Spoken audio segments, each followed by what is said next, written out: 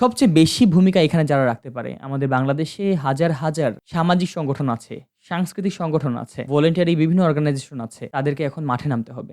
বাংলাদেশের ইতিহাসে এটাই মনে হয় ১ম বিজয়, যেইখানে শুধুমাত্র ছাত্ররা কোনো ধরনের পলিটিক্যাল পার্টির হস্তক্ষেপ ছাড়াই এত বড় একটা আন্দোলন সফল করতে পেরেছে এবং এমন একজন স্বৈরাচারের পতন ঘটাতে সম্ভব হয়েছে। আমাদের এই দেশটা স্বৈরাচার মুক্ত হয়েছে ঠিকই, কিন্তু এখনো কিন্তু কাঙ্ক্ষিত বিজয় আমরা অর্জন করতে পারিনি। আমরা গত ২৪ ঘন্টার বেশি সময়ে যে সকল ঘটনাগুলো আমাদের সামনে দেখেছি এবং শুনেছি, আমরা কিন্তু কোনোভাবেই এই ঘটনাগুলোকে বিচ্ছিন্ন ঘটনা বলতে পারি না। এবং আমরা যেমনটা মনে করছি কোনো ধরনের গভীর ষড়যন্ত্র হয়তো চলছে আমাদের এই বিজয়টা বা এই আন্দোলনটাকে এখনো নস্যাৎ করে দেওয়ার জন্য। এই ষড়যন্ত্র শুধুমাত্র যে রুলিং পার্টি বা সদ্য রুলিং পার্টি আওয়ামী লীগই যে করছে বা করবে এমন কিন্তু না। অন্য কোনো পলিটিক্যাল পার্টিও কিন্তু এর মধ্যে শামিল থাকতেই পারে। কারা আসলে করছে এই কাজগুলো আমরা কিন্তু এখন পর্যন্ত জানি না। আমরা দেখেছি নরেন্দ্র মোদী ভারতে বাংলাদেশের এই পরিস্থিতি নিয়ে জরুরি সভা ডেকেছে। টুইটার যদি আপনারা ফলো করে থাকেন, টুইটারে আসলে বিশ্বের বিভিন্ন মানুষজন এই আন্দোলনটাকে কিভাবে দেখছে বা সরকারের পতনকে কিভাবে দেখছে আপনারা কিন্তু বুঝতে পারবেন। এবং বিভিন্ন জায়গায় মাইনরিটি অ্যাটাক চলছে, দোকানপাট লুটপাট হচ্ছে, আগুন দেয়া হচ্ছে বিভিন্ন স্থাপনায়। কিন্তু আশার কথা, এই স্থাপনাগুলো মন্দির, গির্জা, আমাদের দেশেরই ছাত্ররা রক্ষা করার জন্য তারা মাঠে নেমেছে। মাদ্রাসার শিক্ষার্থীরা পর্যন্ত মন্দির পাহারা দিচ্ছে। যেটি কিনা বাংলাদেশের যে অসাম্প্রদায়িকতা, সেটার খুব বড় একটা বহিঃপ্রকাশ। আমরা রাস্তার মধ্যে দেখেছি ছাত্ররা ট্রাফিক নিয়ন্ত্রণ করছে। আসলে এছাড়া এখন আমাদের উপায়ও নেই।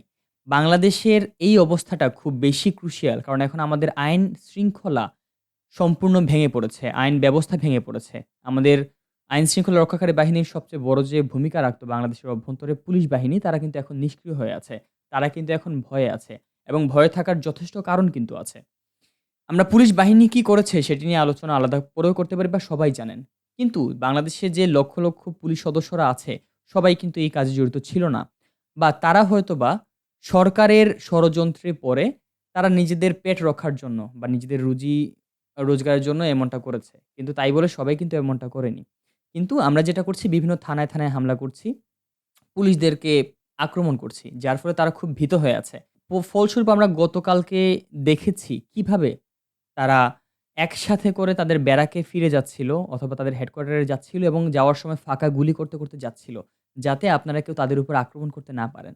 তারা ভীত হয়ে আছে। কিন্তু এই মুহূর্তে আসলে আমাদের এই পরিস্থিতিতে বাংলাদেশের পুলিশকে আমাদের খুব বেশি প্রয়োজন এবং তাদেরকে ফিরিয়ে আনার জন্য আমাদের যেটা করা লাগবে তাদেরকে আমাদের অভয় দিতে হবে। তারা যে আমাদের কাছে সুরক্ষিত আছে বা সাধারণ জনগণের কাছে তারা যে সুরক্ষিত আছে, এই অভয়টা আমাদের দেয়া খুব বেশি জরুরি। যেহেতু আমাদের প্রশাসনিক কাঠামো সংসদ ভেঙে পড়েছে, পরবর্তী সরকার বা পরবর্তী অন্তর্বর্তীকালীন সরকার ভালোমতো দায়িত্ব নেওয়ার আগ পর্যন্ত জনতা, ছাত্র, শিক্ষক সবাইকে পুলিশের সাথে মিলে আমাদের এই পরিস্থিতি মোকাবিলায় কাজ করতে হবে।